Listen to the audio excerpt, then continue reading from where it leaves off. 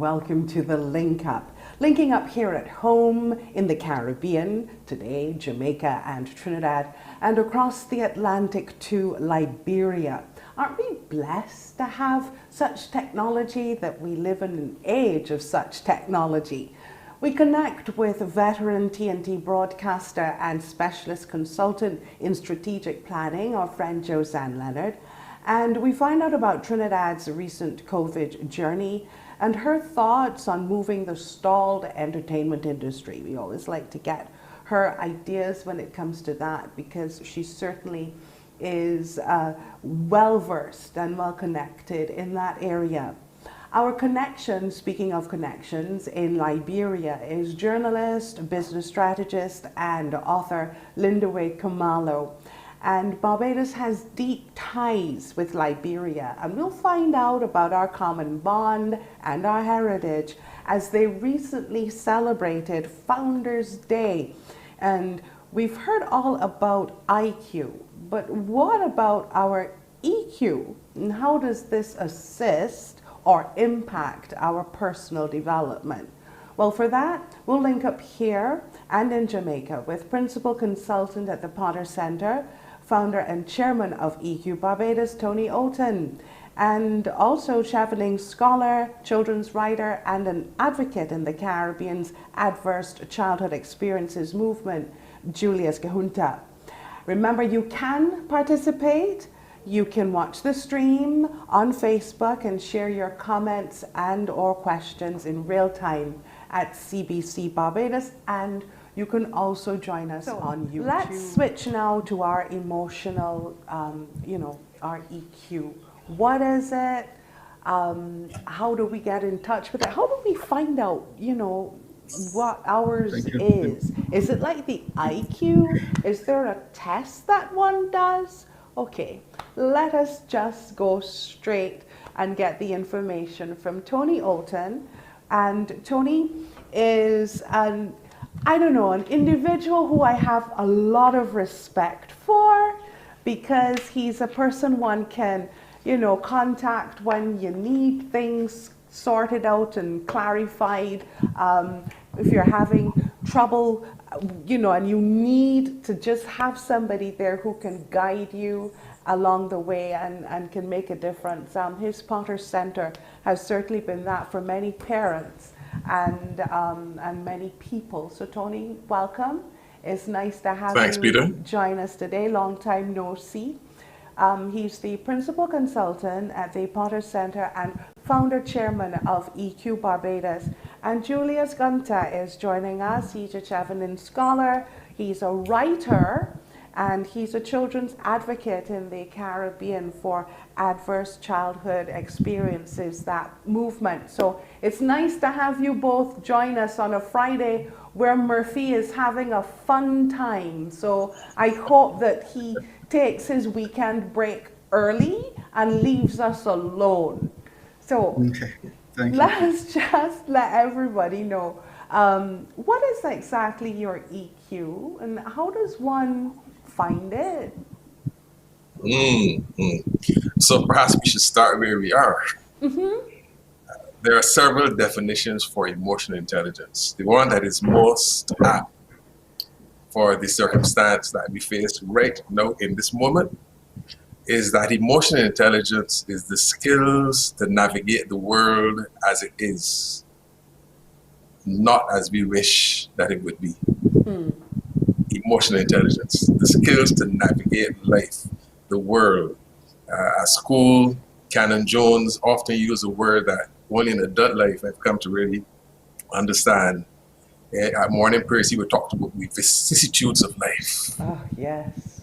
Emotional intelligence is the capacity to navigate the vicissitudes of life, the ups and downs, the twists and the turns, as it is, to face it and navigate it as it is, not as we wish it would be. It is trying to navigate it as we wish that it would be that causes the suffering. I see.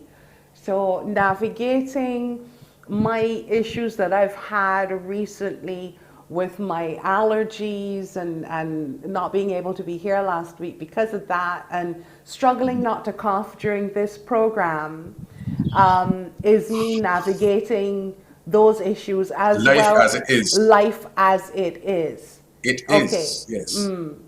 All right. Facing it, Excuse me. there you go. Facing Excuse it me. and figuring out what is my best response, what is my most effective response in this moment. What are my choices? What are my choices? And what it is that I want. Because what it is that I want will inform which of those choices I access. That's interesting. But this seems like if it's something that would more help if we started it early. You know, like if we started it early. Yes, because obviously I do most of my work with adults, but that is a consistent feedback, consistent comment that we get. Why didn't someone teach me this much earlier in my life?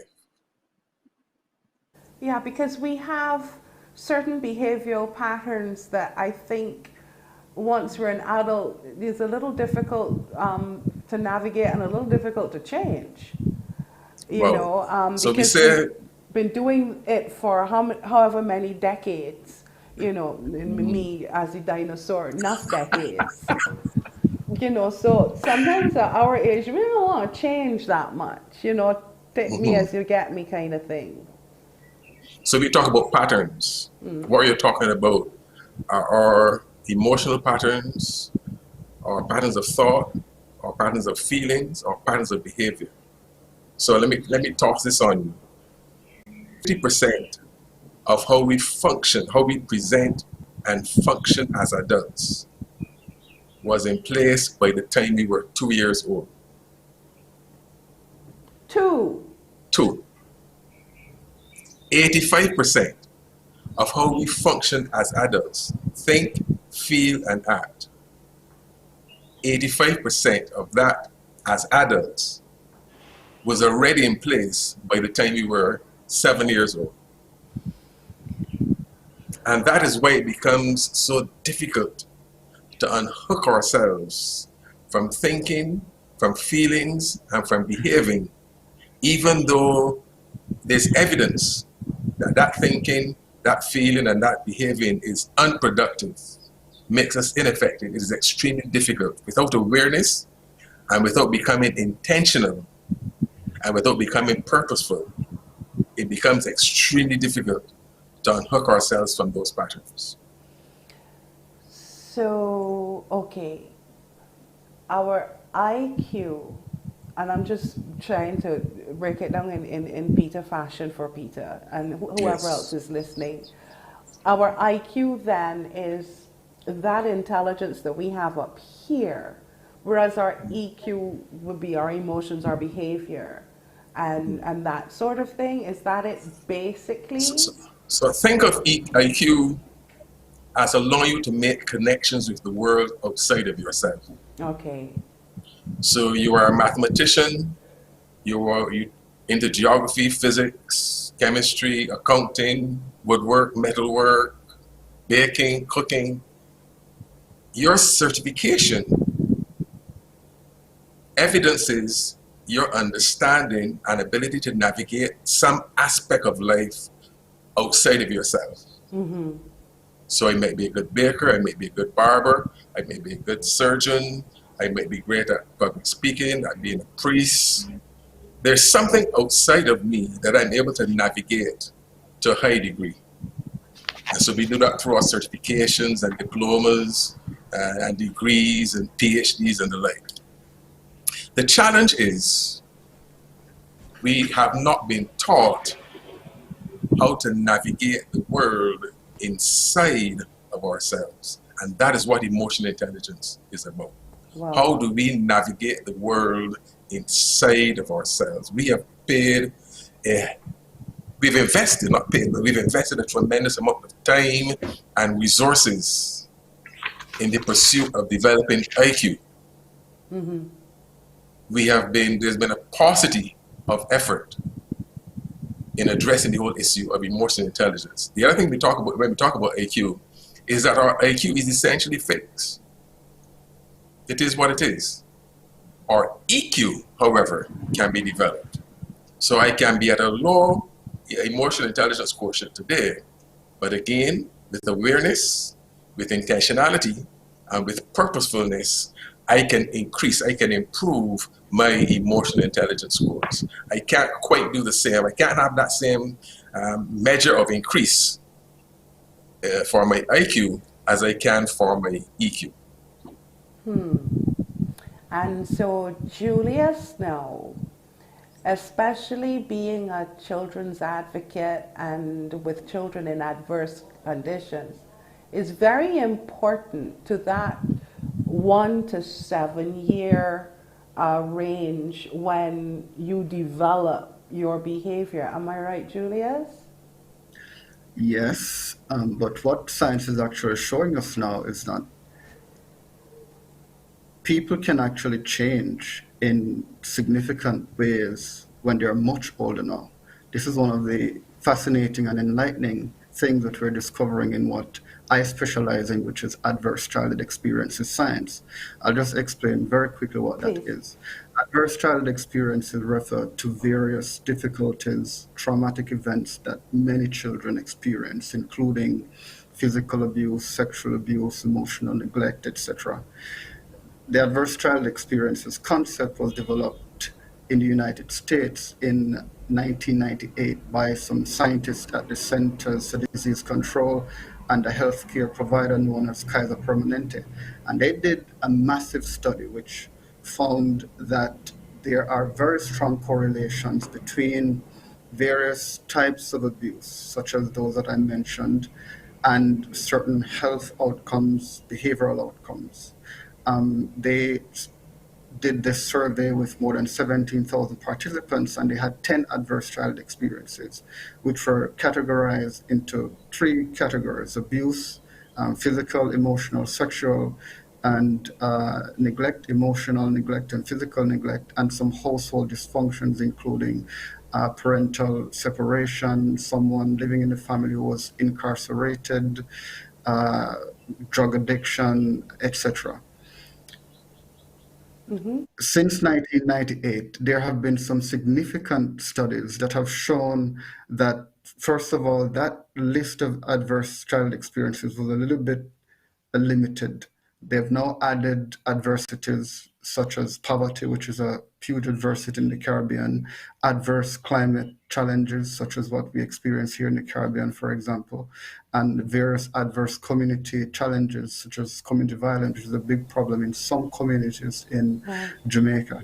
And research has shown, just an example of a research that came out of Stanford University, that children who have experienced 4 or more adverse child experiences are 32 times more likely, on average, to have behavioral problems or to have academic challenges. And so when you think of this issue of emotional intelligence, it raises questions about this notion of choice, because a lot of persons who are experiencing toxic stress who have not been through programs that have to help them to deal with the consequences of what they have been through. Unfortunately, they cannot engage on certain levels emotionally, not because they do not want to, not because they're worthless, but because they do not have the capacity to. And this is a conversation that we need to have in the Caribbean, because a lot of times we ask the wrong questions. For example, in this new movement known as the ACEs movement, which is really picking up across the United States and in Europe, and unfortunately through the Caribbean ACEs community movement, finally the Caribbean is taking stock and trying to make some changes here. One of the important things that you hear a lot from speakers in this movement is that we should not ask people, children, for example, when they misbehave in class, what your problem is. What is your problem? What's wrong with you, as we'd ask them in Jamaica? But you should ask them a different question. What happened to you is a much more open-ended question. And what that does is that it opens the way for a conversation about what really is behind the kinds of behaviors that children have, display. I I'm interested in the science because of my own challenges. And what is fascinating about this is that it has implications for all aspects of human development, from the literacy struggles that we are seeing in the Caribbean, from issues related to crime, particularly crime perpetrated by young men in our societies, to work ethic, to a person's ability to function in a formal workplace. It is not, to be clear, a science that provides answers to every single thing, but as a conceptual framework, it is really, really important that we start looking in this direction to make sense of some of the complexities that we're facing in the region.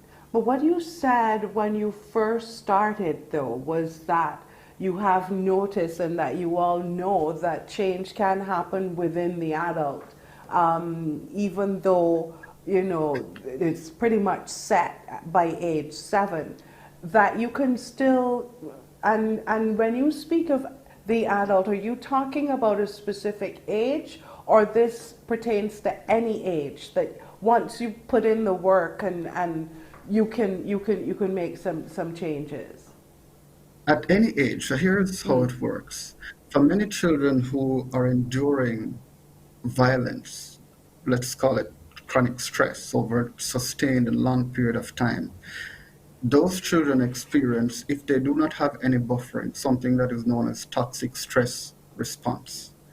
Toxic stress is what really causes a problem. You know, a lot of children go through adversities, and because they get support, they are able to cope and even to excel.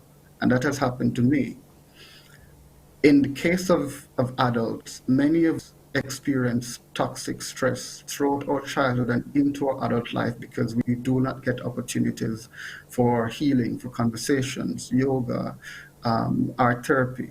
And so you find that some of the consequences of toxic stress, for example, the inability to focus for long periods on difficult tasks, irritability, propensity for violence, that these things, these propensities or inclinations can change or be reduced once a person gets the kind of help that will actually bring him or her to that particular, a different state of being, state of mind.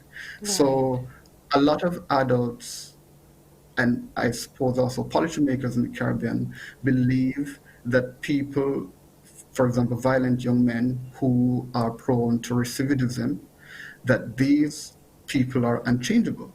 But the reason why it's so difficult for them to change, as was explained earlier, is because they have not been provided with the avenues and means that can actually open up a new slate for them, so to speak. So I learned to read, for example, when I was 12 years old. I was one of 12. about 12 students who was forced to repeat grade 6. Dr. Bruce Perry, who is a very important figure in this global sort of trauma movement, said in one of his books that programs don't heal people. It is people who heal people. And so someone, a really remarkable woman, came to my primary school and did a reading program for slow students. And she was extremely generous to me. And I experienced a kind of generosity that I'd not experienced up to that point on a consistent level from any adult who was in my life. And it was through her support that I was able to not only improve my reading, but to become one of the very best students at that high school, to the point now where I have won international scholarships and have earned master's degrees and published in numerous journals around the world. What this shows is that people, once they're given the kind of support that they really need to attain fundamental change in how they feel, in how their brains are wired, that when these things take place, it is possible at any age for people to see marked improvements in their lives. But I think one of the fundamental points that Toney was trying to drive home is that these changes, fortunately, for some people, they happen much earlier than for others. And it's best, of course, if we prevent childhood adversities.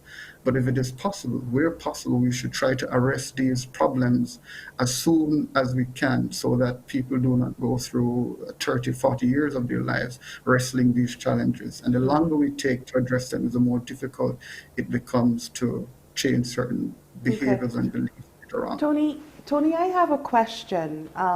Juleus was lucky in the sense that, he had a teacher at the time and at the correct moment who, I don't know if she was, versed in EQ or a specialist in it, but she asked the right questions and she created the correct environment.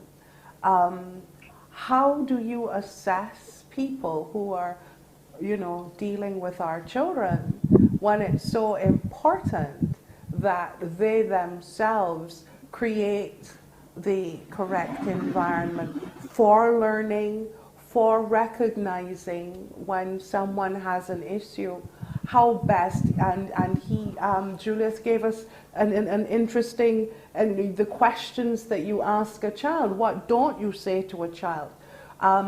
Is this part of the teaching curriculum for teachers? That is what we're about. We are actually actively pursuing opportunities to engage educators and the educational system to create, first of all, the awareness, the understanding of what is happening in the heads and in the hearts of our children that is inhibiting their capacity to absorb what is being distilled within the system.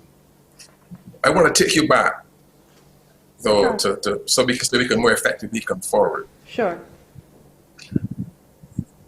You asked a question about change. The human being is the only creature that can change the direction and destination of its life. Birds still build nests the way they did 1,000, 2,000 years ago. That is not true for us. We can change the physical circumstance of our habitat if we so choose. I can decide in a moment in time, that's my past, this is my future, and make steps towards achieving that future. The challenge is that most of us emotionally and mentally are stuck. Now to come forward, it is going to be critically important if we're going to change the circumstance of societies across the Caribbean and the experience that we're having with regard to the effectiveness of education. It's going to be critically important that educators understand that education has to be more than just the answer in the book and getting that answer right. One of the things we say in emotional intelligence is that an emotionally intelligent adult, an emotionally unintelligent adult cannot raise an emotionally intelligent child. Why is that? Because most learning is unconscious. And by that you mean? That no one sits down a 1-year-old and explains behavior. They watch you. Precisely, they mirror our own behaviors. And so if I as parent, if I as teacher am not aware that my influence in that child's life is more than getting that child to learn that 2 and 2 is 4, or some chemical formula, or some mathematical formula, or the relationship between this and that what I am doing, how I function with this child, how I engage this child, is to a highly significant degree influencing, one, how that child sees him or herself, how that child learns to navigate issues, the issues of life, Canon Jones, the vicissitudes of life, and that child is learning how it treats others, how it engages others, simply from the way I function, simply from the way that I carry myself. And so Julius offered the example just now of not saying what is wrong with you. So that as an educator or as a parent or as an adult interacting with a child, when a circumstance presents that I know over time, if not only in the moment, over time will be injurious to this child, can I step back? Do I have the awareness to stop and step back in the moment and ask myself, what is this moment about? What is the lesson of life that this moment presents for me to be able to teach, demonstrate, model that yes, already inside of you is this way of thinking, feeling, and responding, but let me show you a different way in which you can think about, feel about, and respond to moments like this. So that requires our teachers, our educators, that requires our parents, our grandparents, that requires managers in business to be able to have a different way of themselves thinking, feeling, and functioning so that they can then express themselves differently and pass on that tutelage, pass on that teaching about life, about the opportunity, about the capacity to make choices and not react, but to respond. What that means is then that we have to have a deeper understanding of emotions and what emotions are. So let's do that now. 1, emotions are neither negative nor positive. Cool. You got me there. Now, you've heard about negative emotions. Oh, so you're saying neither negative nor positive. Not positive. They are neither negative nor positive. They just all are. they are is data, information. Emotions are alert signals. Our emotions tell us, pay attention. Pay attention. You see, but we've been taught French. Comment allez-vous? Je vais bien. We've been taught French. We've not been taught the language of our emotions.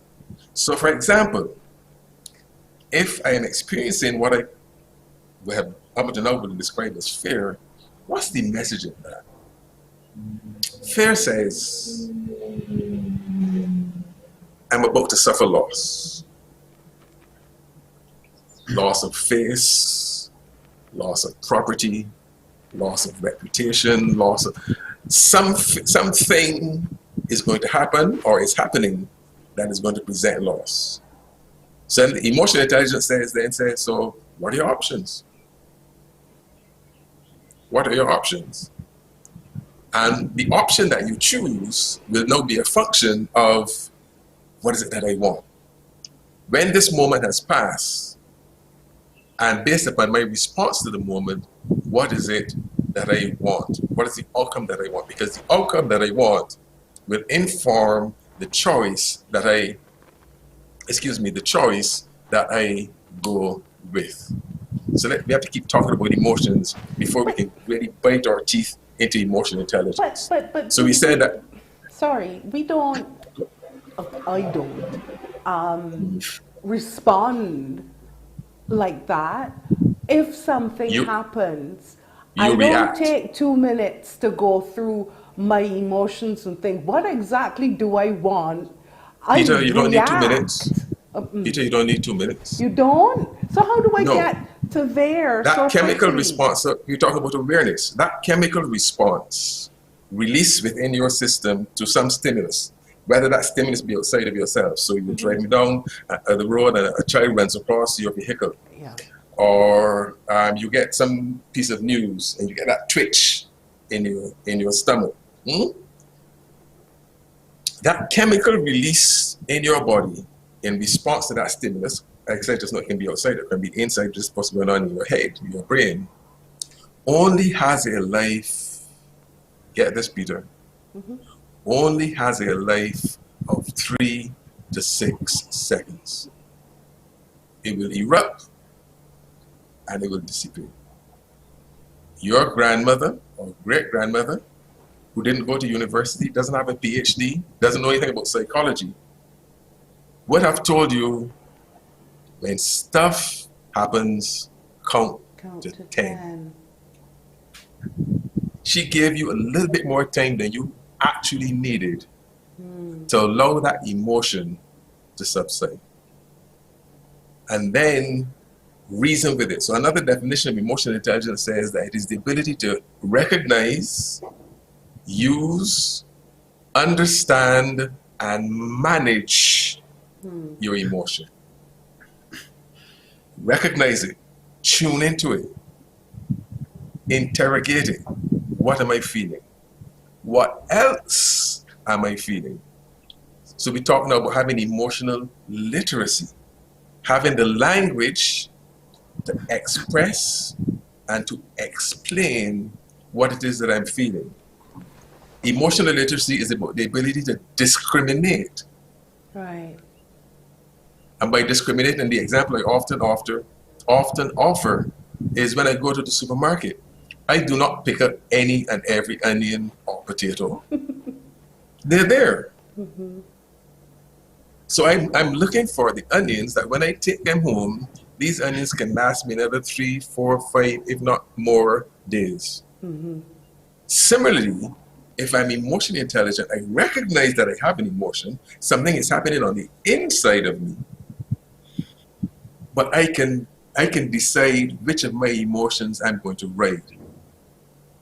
There's a quotation that we often use as well. It says, keep the doors and the windows to your mind open so that your feelings may come and go. Just don't serve them tea.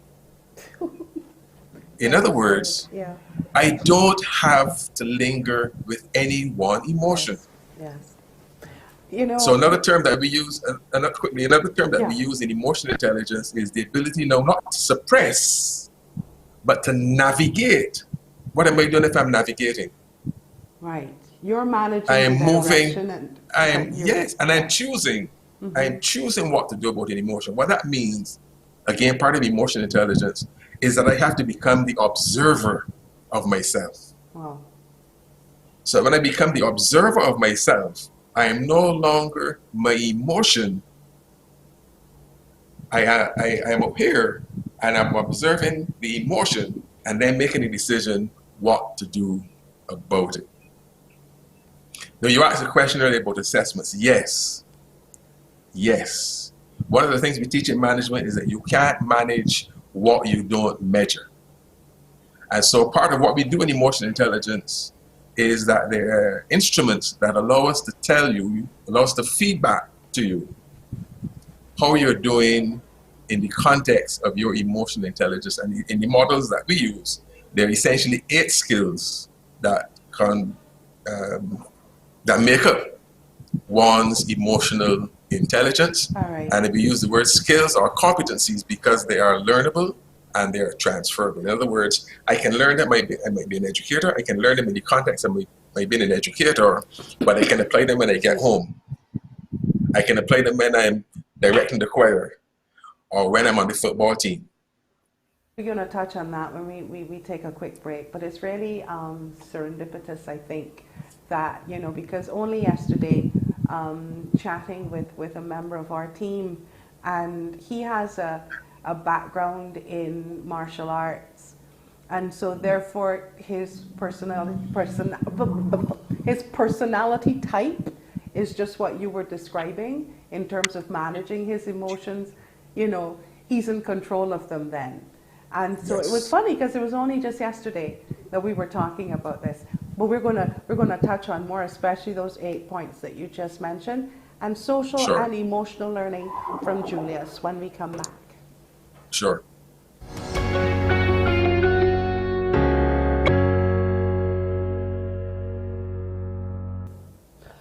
We're talking about our emotional quotient, our EQ, and it's certainly a fascinating discussion that we're having with Toney Olton and Juleus Ghunta. And Juleus, Toney went through quite a bit just now, and perhaps, you know, you can guide us when it comes to social and emotional learning, because this, coming from someone who sometimes people say you're very emotional, you know, and I don't think they're telling me that in a positive sense.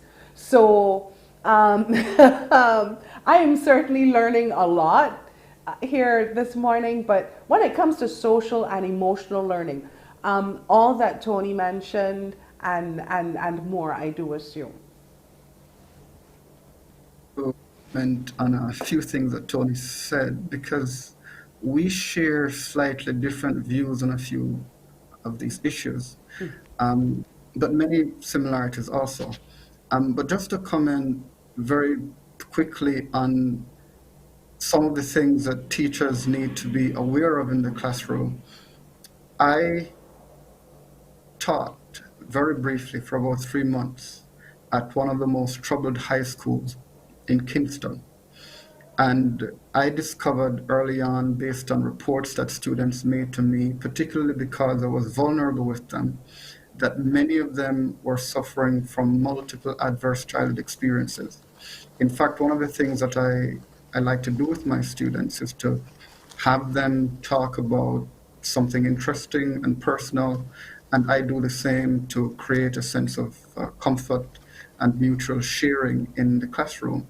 And many of those students, because of my vulnerability, saw our engagement as an opportunity for them to talk to me about their trauma. So I learned from one young man, for example, that he watched his father uh, dying 3 shots and was fortunate to have Goodness. escaped. And after 2 years, he had not been to any counselor.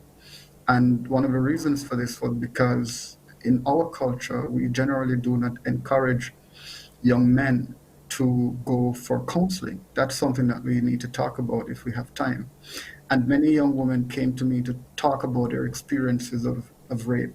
So for teachers, I want to make this point very clear that at any given moment in your classroom, you may have 50% of the students who are not only struggling with toxic stress, but who had something horrific happen to them the night before, such as physical abuse or rape, or maybe they didn't have enough to eat. I had to give away all of my earnings to students who did not have lunch or taxi fare to come to school or Oh, to go home. I know that some of these challenges are there across the Caribbean, but they exist in all countries in this region. And so think about the students that you're trying to teach. The approach that you take, as simplistic as this may sound to some people, is one where you should try to get the child, the student to respect you. That before you start to try to get them to learn. Because the way the brain works is that for kids who are experiencing or have experienced trauma, you have to take sort of a gradual approach before you can start dealing with the complex cognitive stuff. Some people really do not have the capacity to learn. And so, in Tony's discussion about people making certain choices, we need to speak about choice as a form of privilege. Because the more trauma you have been through, the more unchecked trauma is the less likely it will be that you have a certain kind of control over your emotions and to be able to make certain discussions. And there are a lot of interesting studies in this area now, particularly in neurobiology by people like Sam Harris, who are really questioning this notion of choice. And this argument, sometimes people think it is negative, sometimes they think it is fatalistic. But what is really important about this is this acknowledgement. For me, more than anything else, it's an argument regarding the importance of having empathy for others because it is recognizing that people's behaviors usually come from a very deep place. And when we understand that, it is much easier for us to engage them in a respectful manner, in a manner that will make them feel worthy and celebrated. And just to bring this whole point together, I like to share stories from please. my own life. Yes, please. Right. So, as I said, I've experienced numerous adversities, including living on my own as a 14-year-old. And as a 14-year-old, my mother did the best she could with the resources she had and what she knew, could only afford to give me 150 Jamaican dollars to go to school. And my bus fare was 120, which left nothing for lunch or for anything to eat. So how I got to school in those 2.5 years of my life, 3 years, was that I woke up at 4 a.m. every morning, ate what I had, and I walked a mile, often in the dark, in this rural community, got to a taxi stand where a taxi man took me up. Often I had to drive in the trunk because he had hotel workers he was taking to another destination. And he would take me to a place called Green Island in Hanover where I went to school.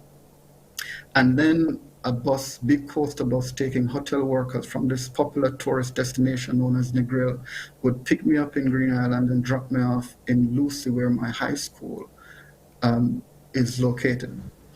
And I slept in class because I was tired. I struggled to learn because I was often hungry. And I was punished for this by teachers.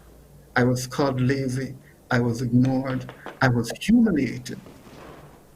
One morning, a gentleman saw me walking and he picked me up, took me to school so I didn't have to stop at various places. And I got to school at about 5:30 a.m. And the security guards, after questioning me, allowed me to go inside. And some of the teachers who were running around the school exercising, they saw me and they asked me, "Why are you here so early?" And I told them my story. And it was by telling them and them, for the first time, listening to my story, that they saw that not only was I a student who was interested in coming to school, that I was an exemplary student, and their attitudes towards me changed. And because they changed their attitudes towards me by paying attention, by listening to the stories, the experiences I was going through, that allowed me to feel a greater sense of belonging, of comfort, of worthiness, and had a big impact on my academic performance after that. So I really want to drive home this point about the important role that teachers play. Oftentimes, school is the only escape that many of these children have. And for a long time, school was an unsafe space to me. Home was an unsafe space. And I really did not know what to do or where to go to get help. That you have become the individual that you are is an immense tribute to that strength that you have inside, you know. And yes, you've had the assistance of people in being in the right place at the right time, but your inner strength is something powerful. And I know that you have taken your experiences and what you have learned, and you've now put it into poetry, and I do hope that you'll share one of them before we go. But Toney, for me, the importance of what Juleus has just shared is the fact that perhaps in a situation with a child like him, you also need to get the parents in there, or the guardian, or the person who is supposedly looking after that child, because I am speechless by some of what you just revealed, truthfully. And I wonder, with so many things happening with our children, so many different traumatic experiences, how does one begin to tackle something like this? Is So that for me Toney or or Julius, you can speak. Sorry. Toney? well, I'm not. Jensen, who is, Annabelle, There you are. Annabelle Jensen, who is the co-founder of 6 Seconds. 6 Seconds is the international organization, the international network with which I'm affiliated. She's the co-founder and chairman. She says something very interesting that has just absolutely registered with me and informs to a high degree how I function as well. And it is in response to the question you just raised. She says, when I'm talking to a child, I am thinking about the adult they will become. Wow. Mm-hmm. When I'm talking to a child, I am thinking about the adult they will become. It is about us as adults recognizing this overarching power that we have of influence in the lives of our children. It is about getting to a place as parents where we are more concerned about what's happening on the inside that child than that toy. When we are functioning as parents, it's about more concerned about what's happening on the inside of that child than getting the answer right. Yeah? Yeah. And so, can we get to a place, in fact, our model is so powerful.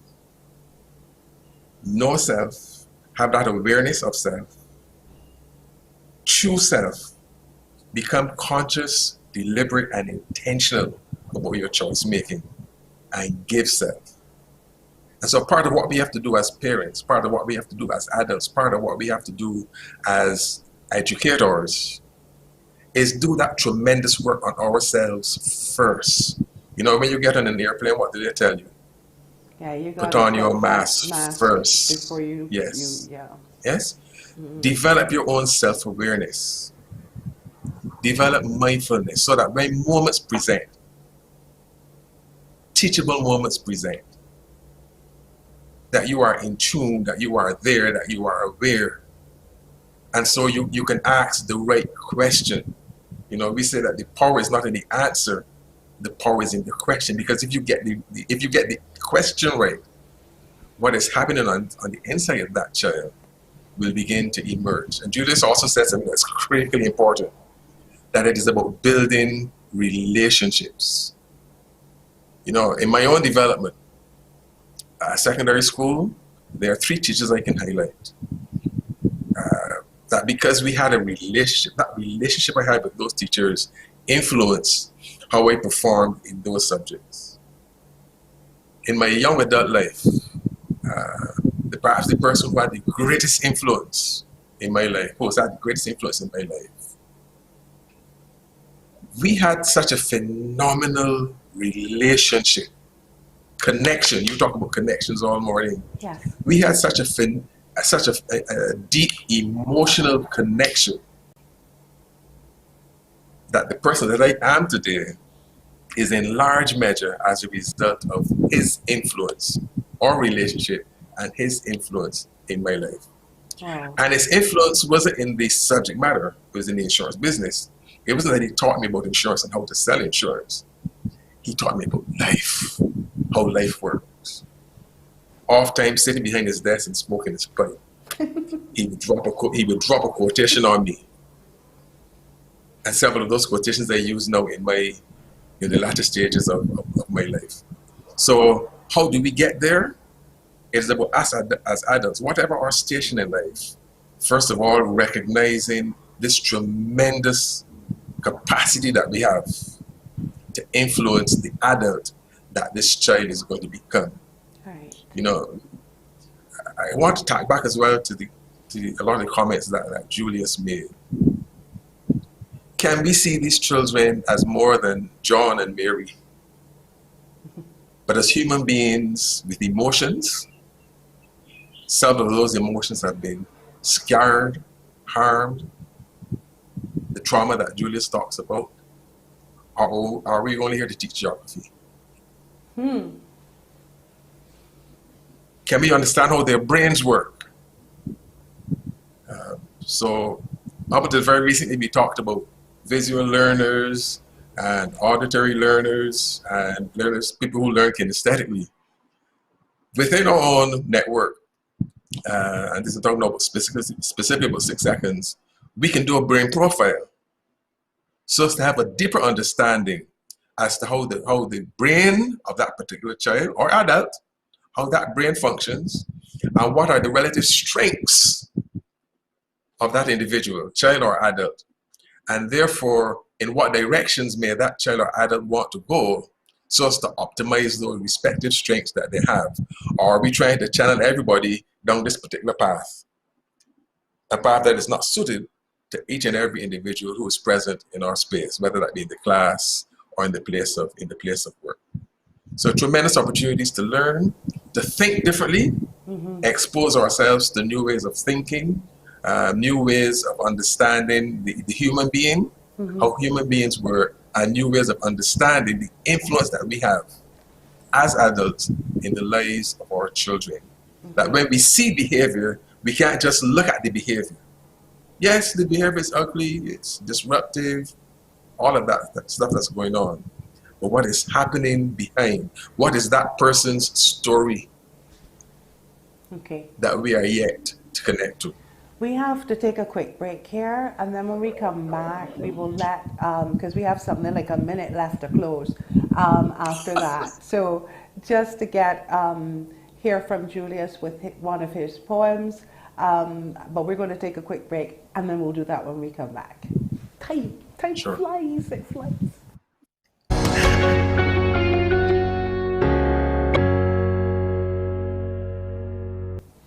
Right, and without further ado, here's Julius. I'm going to read a poem entitled Wounds. It's about violence and intergenerational trauma. The night she tried to beat me, I slept on the veranda of the shop in the square. At dawn, a man hauled me home. She dragged me to school, whipped me with the principal's cane. Teachers clapped like congregants. The day Teacher Morgan burst my forehead with the wooden duster, I drew mother's signature in the blood. Some nights she woke me with a belt across my back, struck prior from my throat, told me others were merciless too. Others, like my father, whose face I wore. Others, like grandma, whose bosom was not a safe wood. My entire childhood was a study in revenge. I tied my pigs in the sun, watched them burn. Thank you. We don't realize the effect that we have on our children's lives, and sometimes we ourselves have come from that experience, as we've been told, but it takes a strength of character, I think, to overcome those demons in our soul, and become better people and try to make a difference. And with the 30 seconds that we have left, Toney, how can people who might perhaps recognize in watching this get in contact, make contact, so that they can manage their emotions and make it better? Let me first say that all of us have that capacity for change. All of us, without exception, have that capacity. The question is, do we have access to the resources, either within ourselves or outside of ourselves, to be able to give life to that capacity that we have? But it is in all of us. Greatness is in all of us. It is. How do people get in touch with us? Very easily. We are on Facebook, EQB Barbados, or you can WhatsApp 266-2628, or you can email admin@thepottercenter.com. Admin@thepottercenter, RE.com. And that's how you get in touch with us. Thank you very much. But if you Google Toney Olton, you'll find him somewhere on social media. And that's Toney with an E. Yes, please. But it's, I think, vital that we do that now more than ever. This pandemic, again, as I always like to say, does not, build character, it reveals it. So perhaps this is time now that we can do the building part, now that we have access to some of the tools. Thank you very much, gentlemen. And I'd just like to say thanks to Juleus, Yes, who please. we've gotten into conversation, and To me, it was critical to get Juleus part of our conversation, not just in what we're doing this morning, but in terms of the efforts that we're making to carry the message of social and emotional learning, not only in Barbados, but across the Caribbean. It's critical to have his perspective, yes. And thank you for making that connection with us here on the Link Up. Stay safe, gentlemen. And thank you for joining us today. Do have a safe and enjoyable weekend and bank holiday. And see you next Friday at 10.